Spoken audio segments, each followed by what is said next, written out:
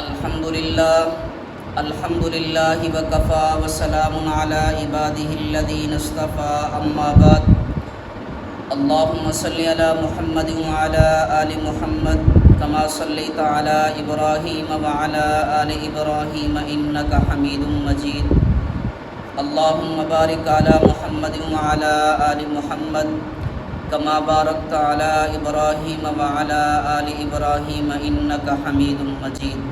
امید کرتا ہوں کہ آپ تمام احباب ایمان اور صحت کی بہت اچھی حالت میں ہوں گے۔ اللہ تعالیٰ آپ سب کو اپنی حفظ و امان میں رکھے۔ بعض حضرات ہم سے پوچھتے ہیں کہ غدیر خم کی نسبت جو درست حقیقت ہے وہ بیان فرما دیں۔ تو بابا گزارش یہ ہے کہ نبی کریم صلی اللہ علیہ وسلم نے حجۃ الوداع سے مدینہ منورہ واپسی کے موقع پر غدیر خم جو مکہ اور مدینہ کے درمیان ایک مقام ہے وہاں پر آپ نے خطبہ ارشاد فرمایا تھا اور حضرت علی رضی اللہ تعالی عنہ کی نسبت ارشاد فرمایا تھا، من کنت مولاہ فعلی مولاہ، جس کا میں دوست ہوں علی بھی اس کا دوست ہے۔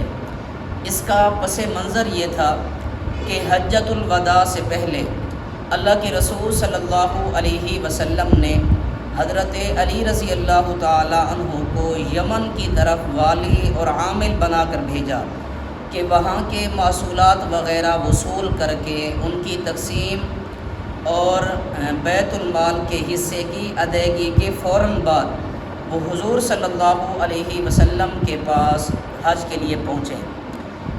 تو حضرت علی رضی اللہ تعالیٰ عنہ کے ساتھ جو افراد تھے انہیں حضرت علی رضی اللہ تعالیٰ عنہ پر چند اعتراضات تھے۔ پھر وہ اعتراضات براہ راست اللہ کے رسول صلی اللہ علیہ وسلم کی خدمت میں دہرائے گئے، ان اعتراضات کو دہرایا گیا۔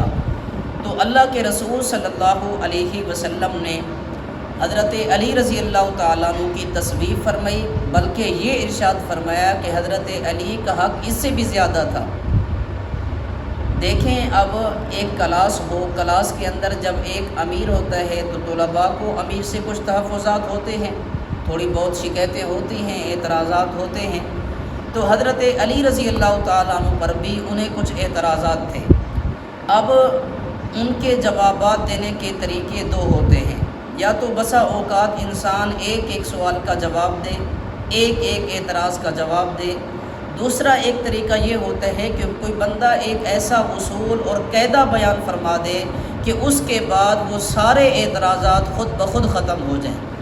تو اللہ کے رسول صلی اللہ علیہ وسلم نے بجائے ایک ایک اعتراض کا جواب دینے کے آپ نے ایک اصول بیان فرما دیا کہ جو مجھے دوست رکھتا ہے علی کو بھی دوست رکھے، جس کا میں محبوب ہوں علی بھی اس کا محبوب ہے۔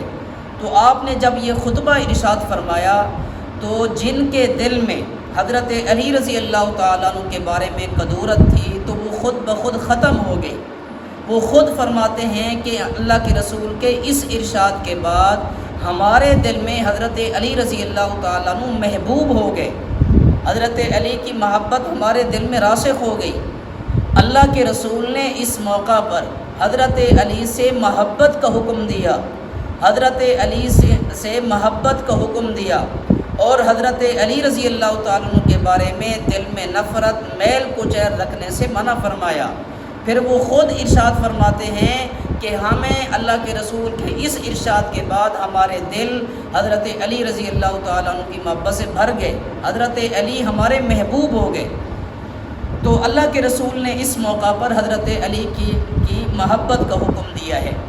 پھر اس کے بعد جب غدیر خم کے موقع پر پہنچے، کیونکہ واپسی آ رہے تھے تو اب غدیر خم اور بیت اللہ شریف جب واپس آ رہے تھے تو جن احباب کے گھر آتے وہ اپنے گھروں کو روانہ ہو جاتے۔ جب غدیر خم کے مقام پر پہنچے تو چند حضرات باقی رہ گئے تھے جو اللہ کے رسول کے ساتھ تھے۔ اب اللہ کے رسول نے مناسب سمجھا تو اللہ کے رسول نے مزید حضرت علی رضی اللہ تعالیٰ عنہ کی عظمت و شان پر کچھ ارشاد فرمایا۔ اب اس پر ایک رافضی کہتا ہے کہ جی لاکھوں کا مجمع تھا اور اللہ کے رسول نے گھنٹوں واز فرمایا، یہ انتہائی غلط بات ہے۔ مستند کتب سے ایک حوالہ پیش کریں کہ یہ گھنٹوں کی گفتگو تھی اور لاکھوں کا مجمع تھا، بلکہ چند افراد تھے اور چند منٹوں کی گفتگو تھی۔ اللہ کے رسول نے فرمایا اللہم من کنت مولاہ فعلی مولاہ، اللہم والی من والاہ وعادی من عاداہ، جو مجھے محبوب رکھتا ہے علی کو بھی محبوب رکھے۔ اے اللہ جو علی سے محبت رکھتا ہے تو بھی اس سے محبت رکھ، جو علی سے دشمنی رکھتا ہے تو بھی اس سے دشمنی رکھ۔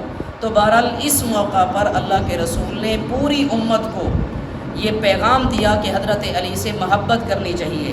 حدیث مبارک کے مطابق علی سے محبت رکھنا ایمان کی علامت ہے، علی سے بغض رکھنا یہ کفر و نفاق کی علامت ہے۔ حضرت علی رضی اللہ تعالیٰ عنہ ہمارے ایمان کا حصہ ہے، حضرت علی سے محبت رکھنا یہ ایمان کا تقاضا ہے، علی سے بغض رکھنا، کفر و عناد رکھنا یہ منافق کی نشانی ہے، یہ ایمان کے منافی ہے۔ اللہ تعالیٰ سے دعا ہے اللہ تعالیٰ ہمیں اصحاب رسول اور اہل بیت رسول سے سچی محبت عقیدت نصیب فرمائے۔ وآخر دعوانا ان الحمد للہ رب العالمین۔